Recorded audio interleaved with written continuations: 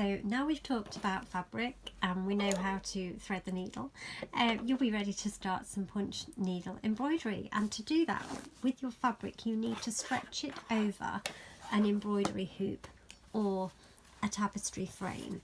So pop the single ring underneath and the bigger ring over the top, then tighten it down onto your fabric and really pull it taut.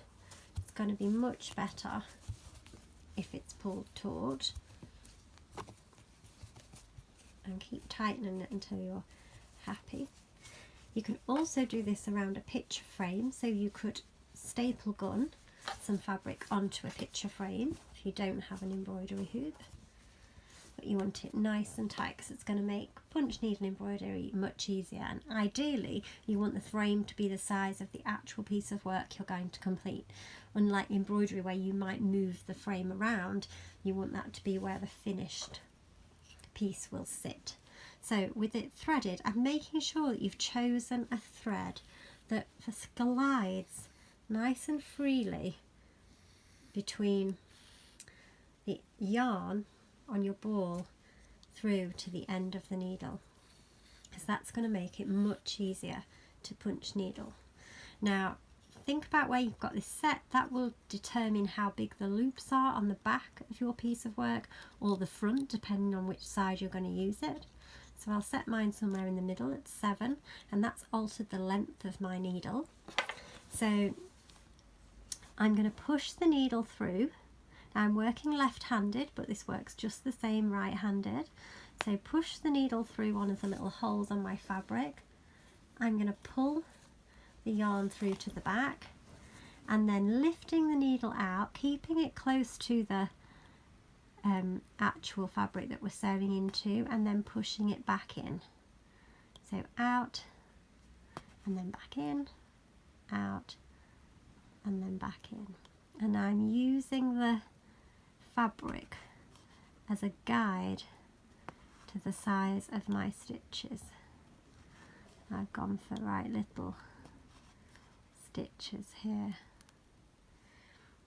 that are close up and next to one another, and then I will turn it over so you can see the effect that's having on what really is the front, because for most part of punch hole embroidery you do use the loopy side, and you'll see what I mean when I turn this over. Okay, so there's my little stitches on the surface, and if I turn it over you can see all the loops that I have created to make my punch embroidery. And if you want to turn your work, you just keep your needle in as you're turning it, and then lift the needle out and off you go again. So all the time making sure that that yarn is coming freely out of the ball that you're working from, because any excess tension will stop those stitches from being created evenly. So always keep pulling it free.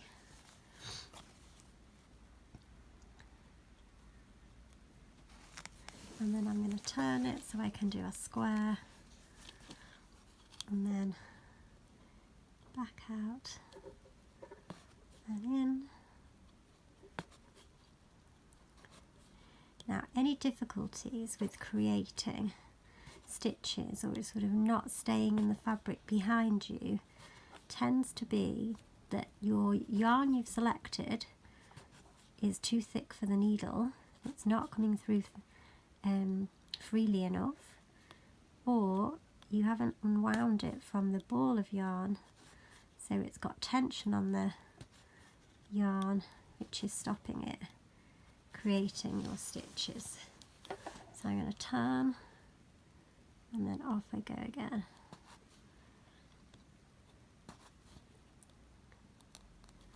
And that's why this monk's cloth is really useful, because you've got holes in the fabric that can help you get these nice straight lines and neatness to your embroidery.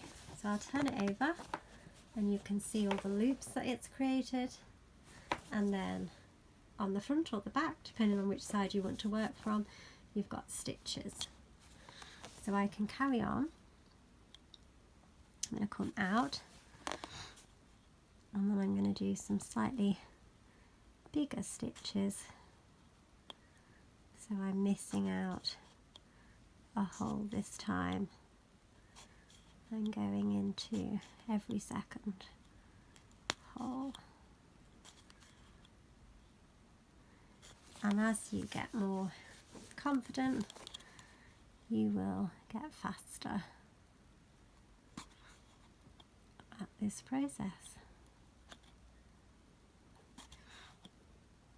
Now if something goes wrong, it doesn't do what you want it to do, then it is super easy to undo. All you have to do, so if I get to the end there and I didn't like it, is just pull back, pull it back through the needle, and then I can set off again.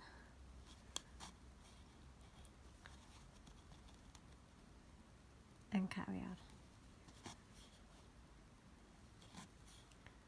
Just like before. And this fabric, the monk's cloth, is like self-healing. If you just rub your nail across it, the fibres will sort of fit back together. So the loops at the back of my work are quite big, and that's because of how I've got the needles set. If I want them smaller, I'll reduce the number on the needle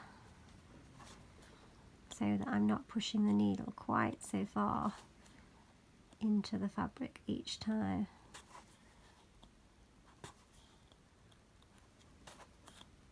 So let's have a look. You can see how it starts to build up. So I just suggest before you do any designs, just have a little practice on a corner of your fabric. Have an experiment with the length of the needle if your needle does this, and just practice different yarns and see how they work on the fabric so you get one that works well for you. And that is how to start off with punch needle embroidery. So enjoy getting to grips with this technique.